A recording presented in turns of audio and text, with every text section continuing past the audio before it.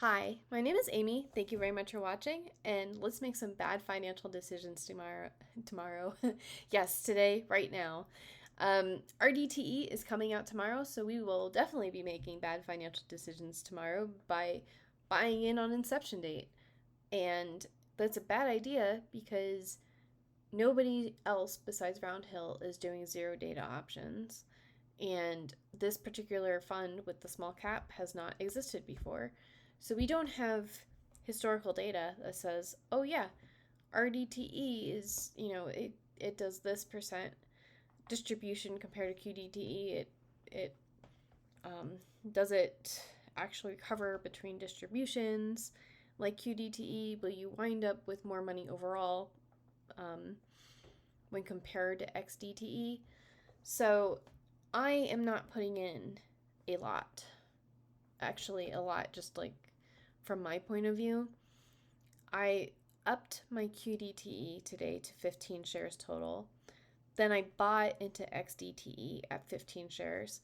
And I will buy probably 5 shares tomorrow.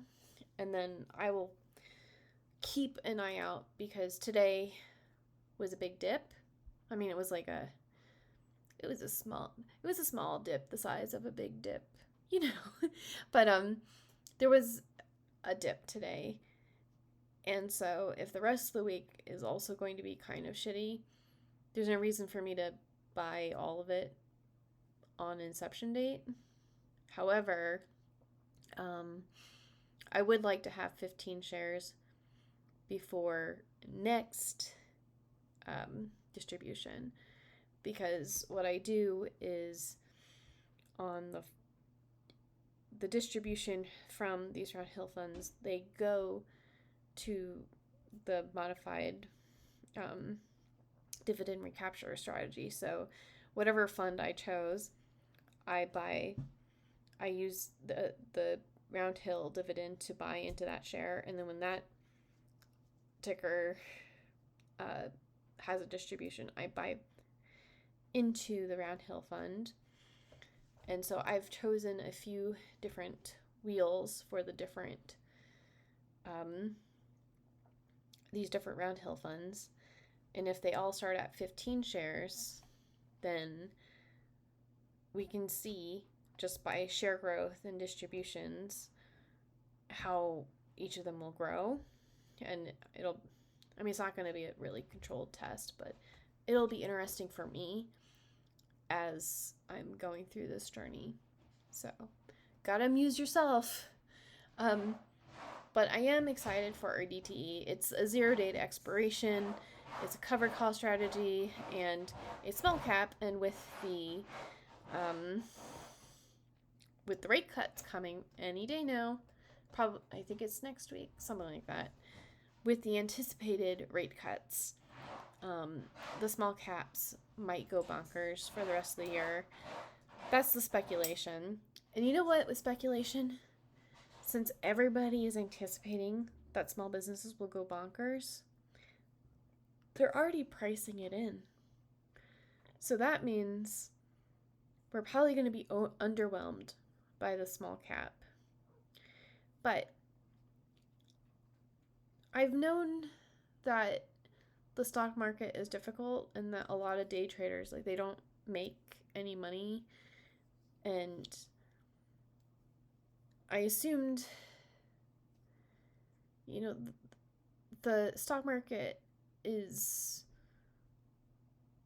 highly unpredictable, but if you stuck to like a ticker or two, I assumed you could, get the variables and kind of get a feel for the ticker. But I'm learning now that I'm paying attention that, like,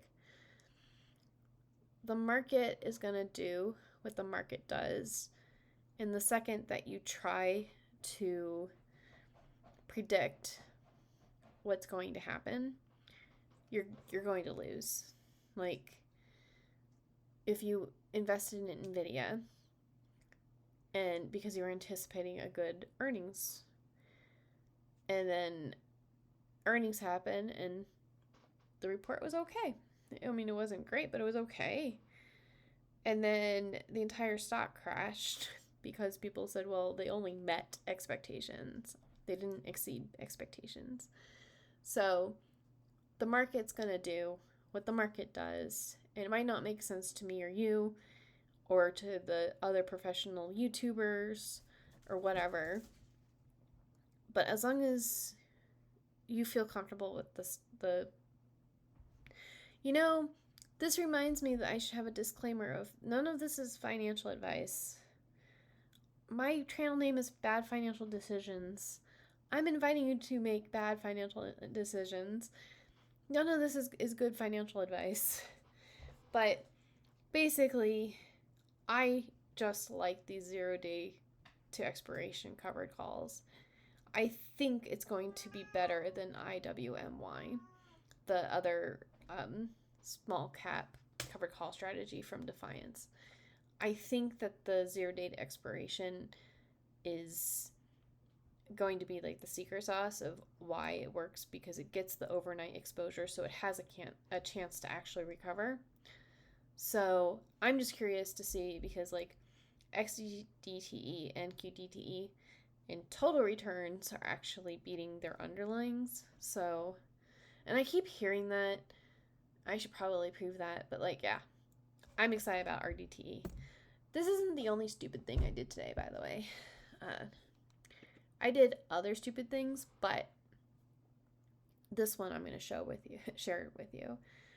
I bought 1 share of VIXY today, and the VIX represents the volatility of the S&P 500. So I bought volatility today, 1 share at $11.90, because I noticed it was up by 8%.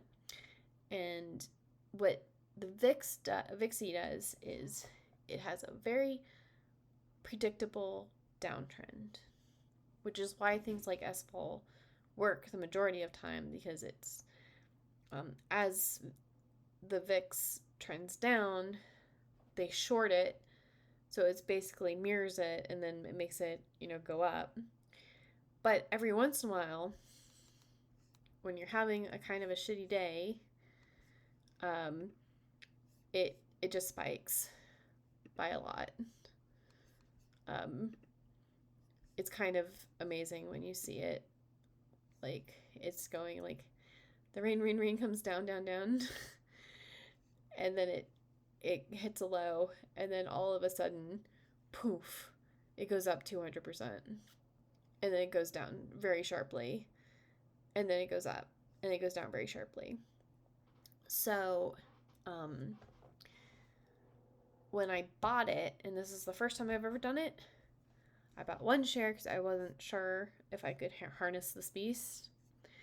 But I did actually do a trailing stop. And I set it at 5%. And I wound up canceling it because as it was creeping up, and I was figuring out like what all the percents were, I was like, if you change it to just being 1% instead of 5%, there's no way you can lose money at this exact moment. So I decided to make the trailing percent less, so that when it does do the downturn, I don't want to lose money. I didn't care about making the most money, but because I was a chicken weenie, I'm missing out on it being this much money. But there's always going to be next time, and next time might be tomorrow. But I think VIXY, it's definitely not something you should own for more than a few hours at a time. And it's dangerous, and you should always have a trailing stop on it, no matter what you're doing. So I just noticed that it was spiking today, and I wanted to see how it would go. So I am pretty proud of myself. And by the way, That $13 is aftermarket. The highest today was 12.72, or at least it was at the time. So I don't feel bad about 12.58. That was pretty cool. So anyway, the takeaway of this is I am excited to be buying into RDTE. I don't see it on Robinhood yet, and their website doesn't have the date either. So I don't know how I'm going to know when it's available on Robinhood, but I will check first thing in the morning and probably just do a market order, and then we will go from there. But yeah, I think it's a highly anticipated fund. A lot of people are going to get into it, and I hope that we all have a good time. So, anyways, I hope that you are as excited as I am for RDTE, and I will talk to you later. Bye.